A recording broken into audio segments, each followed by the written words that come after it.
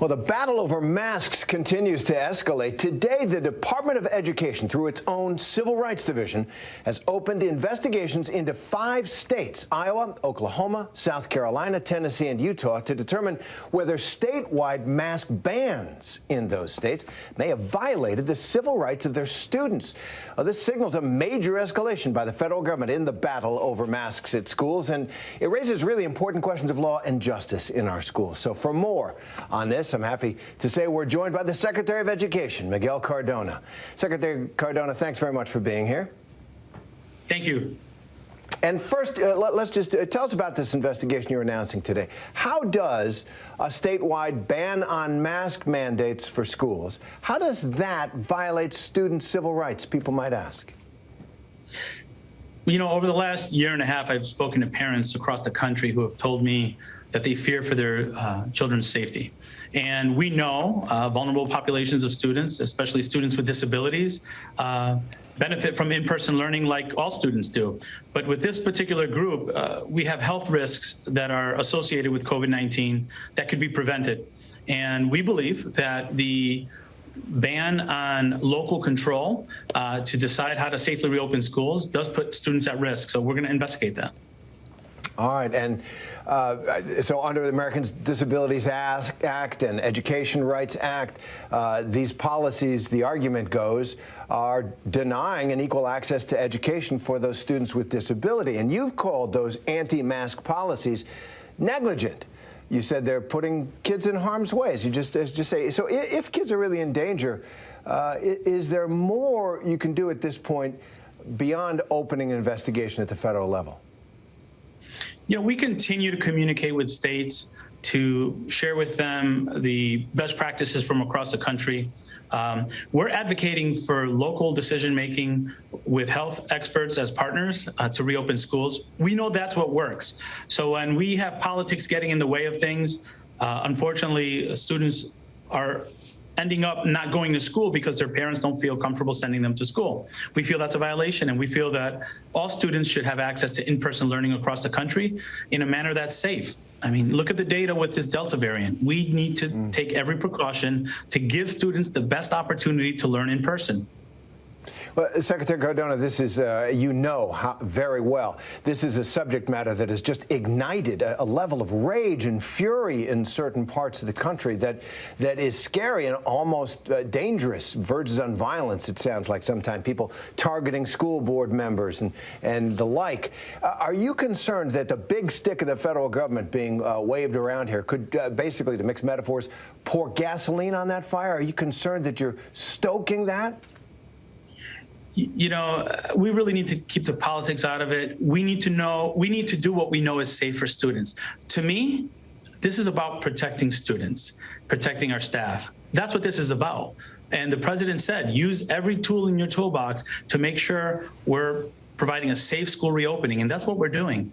At this point, the data is clear. Our health experts, in partnership with our school leaders, they know what to do. We need to keep politics out of it and let the experts in the schoolhouses and in the doctors do what they do best. We need to keep politics out of it.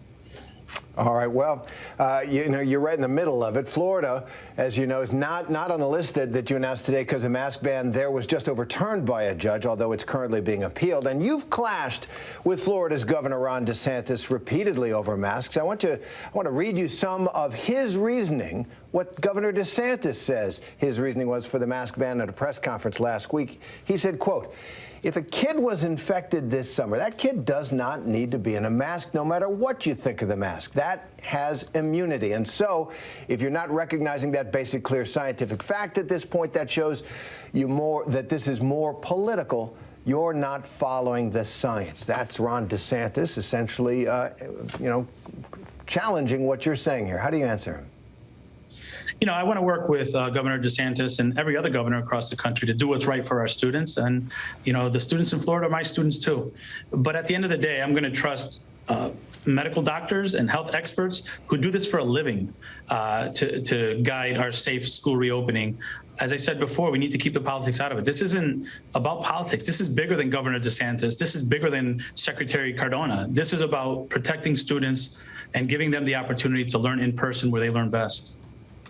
But Secretary Cardona, people feel that you are wielding the power of the federal government here. You faced some criticism for saying that schools will be safe if adults, quote, just do their job. And your critics say basically that a handful of states aren't doing that already, and more needs to be done to protect students. So do you think these investigations are likely to change anything, or are we just doomed to be in this locked battle over this piece of cloth? You know, I do believe that we're going to get through this. Unfortunately, looking at the data trends across the country, in those places that are more relaxed about the mitigation strategies, we're seeing more hospitalizations. We really need to protect our students. We need to come together as a country and do what's right for our students. They suffered enough. And I believe our role at the Department of Education is to lift up best practice, to make sure we have clear guidance, and to make sure we're supporting our students, their opportunity to go to school in person. They've suffered enough. You know, this morning I got to walk my 3 youngest children to public school here in the district, and the feeling was just, it was wonderful. Parents, kids, everybody was happy to be back. What are you doing as this Delta variant surges to make sure schools stay safe and stay open? That's what really the underlying concern was today, for all the joy. And I'm glad to hear that. And I think, you know, it's stories like that and experiences like that that make us sacrifice a little bit more so that we can make sure our children get to school in person and not have disrupted learning. We have the return to school roadmap with more information, and we're keeping a close eye on this Delta variant. This Delta variant is different than last year's COVID-19. So we know it spreads more easily. So we have to do those strategies that we know worked last year to reopen schools and continue to monitor it. At the end of the day, we want to protect our students. Absolutely. And masks help, obviously, but they aren't a silver bullet. We know that in schools, ventilation would help. And so many schools have been built without proper ventilation, perhaps to save energy costs. Just opening the windows could make a huge difference. Well, what else is being done along those lines and others to lower the risk in schools as that Delta variant moves through the country? You know, you're absolutely right. We've learned so much in this past year. Last year, when we were reopening schools across the country, we didn't have the benefit of vaccines. So I'm encouraging everyone who's eligible to get a vaccine. We didn't have the rapid COVID-19 testing that we have now. We didn't have a year's worth of information that we have now. We know what works. We know that good ventilation works, masking, vaccination, and the American Rescue Plan provides funds for these things to happen. I recently visited a school in DeKalb County in Georgia that revamped their ventilation system to have better airflow. So there are so many good practices across the country. It's our job as the Education Department to lift those and to make sure that the resources are available so students can have a chance to get back into the classroom.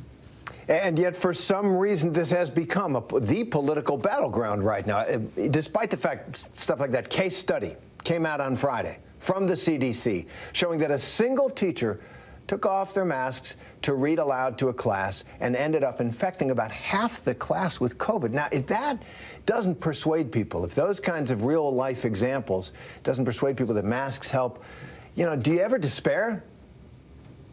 You know, listen, I don't like wearing the mask either. I look forward to the day where we don't have to wear the mask. But if wearing a mask allows my children and your children to experience in-person learning, to experience the extracurricular activities that bond our school communities, then I'm going to do it for them. And then when it's time to take them off, I'll be happy to take them off. Right now, it's not that time. And that teacher was unvaccinated as well, and that is one of the primary protections we can have as adults. And you talked about the suffering of students. You know, this pandemic has been so hard on the littlest ones in particular. There have been a lot of reports about children now leaving the school system altogether during the pandemic, just losing connection with school. How big of a problem is that? How worried are you about those kids and the kids who have shown deficits in their learning and the futures they might have? Yeah. You know, we talk a lot about the digital divide. There was a relational divide that happened in this country, and it's our responsibility as educators and as leaders to make sure we're doing everything in our power to get students back in the classroom in front of their teachers, in front of their peers. And part of doing that is building confidence so that parents trust that the schools are safe. When we ban mask mandates, we're sending a message that your fears are not being taken into account. We know the spread of COVID happens when masks are not being used. So let's do everything in our power. We need to get those students back in, because many times those are the students that really require the most support. It's all hands on deck to make sure we reclaim our school communities and we do it in a way that's safe. Absolutely. The kids do need our support in so many ways. Secretary of Education Miguel Cardona, thanks for joining us. Thank you, Terry. Hi, everyone. George Stephanopoulos here. Thanks for checking out the ABC News YouTube channel. If you'd like to get more videos, show highlights, and watch live event coverage, click on the right over here to subscribe to our channel. And don't forget to download the ABC News app for breaking news alerts. Thanks for watching.